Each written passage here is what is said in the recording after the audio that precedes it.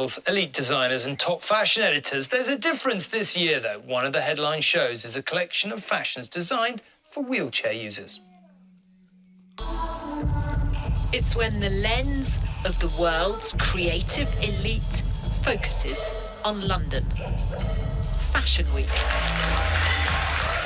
But backstage, one woman is doing something entirely new.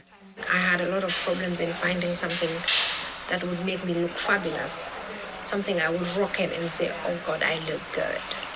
So I decided to do something about it. A collection designed specifically for wheelchair users.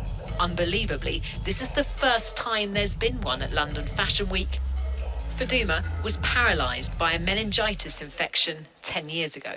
When you're told something tragic, when you're told you'll never be able to move a finger in your whole entire life, you have a choice to either make it or break it. I decided to make it, to overcome any barrier that comes on my way. And now you're overcoming barriers in the fashion industry. Yeah, I hope so. I want every disabled person to be able to get a shirt or a top or trousers in any shop they walk in, just like anybody else. The trousers at the front are longer than they are at the back. Harriet was picked to design the collection. Pockets are lower down the thigh for access. Sleeves allow arm movement for pushing wheels. The seams there are just as flat as possible to avoid any sort of pressure points or rubbing or anything like that. Because that could actually cause injuries. Yeah, there's a real problem that's not being addressed at the moment by the fashion industry.